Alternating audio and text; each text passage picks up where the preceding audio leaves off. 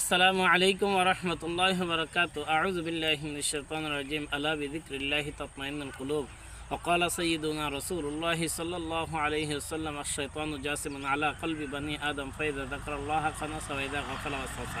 প্রিয় হাজিরিন, যে জিনিস যত বেশি দামি মানুষের জন্য আল্লাহ তাআলা সেই জিনিসকে তত বেশি সস্তা করে দিয়েছে, যেমন স্বর্ণ এবং লবণ। স্বর্ণের দাম অনুযায়ী যদি লবণের দাম হইতো তাহলে অনেক গরিব দুঃখী অসহায় এতিম মিসকিন খানার মধ্যে মজা পাইতো না। অক্সিজেন, যে অক্সিজেন হাসপাতালে যদি কোনো ব্যক্তি 1 ঘন্টা দেয় কমপক্ষে 200 টাকা লাগে।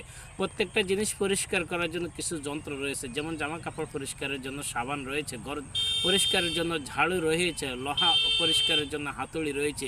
এমনিভাবে মানুষের অন্তরে যদি দাগ বসে যায়, হাদিস শরীফে রয়েছে যদি কোনো ব্যক্তি গুনাহ করে তার অন্তরের মধ্যে একটি কালো দাগ বসে যায়।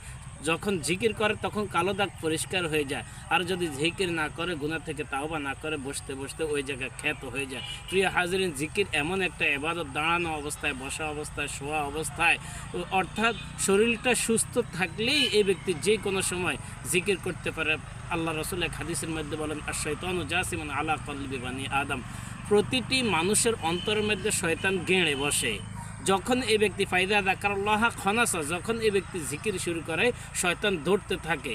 আর যদি সেই জিকির থেকে গাফেল হয়ে যায় ওয়াইদা গফালা ওয়াসওয়াসা, এই শয়তান তাকে গাফেল হয়ে যায়, শয়তান তাকে ধোঁকা দিতে শুরু করে। এই জন্য প্রিয় হাজিরিন, আমরা চলতে ফিরতে হাঁটতে মুড়তে, অর্থাৎ শরীরটা পাক থাকলে সর্বদা, হায় সামনে রমজান মাস আসতেছে, এখন থেকে মুখের মধ্যে 24 ঘন্টা জিকির, লা ইলাহা ইল্লাল্লাহ, এই জিকিরগুলো আমরা জারি রাখবো। আল্লাহ পাক আমাদের প্রত্যেককে আমল করার তৌফিক দান করুন।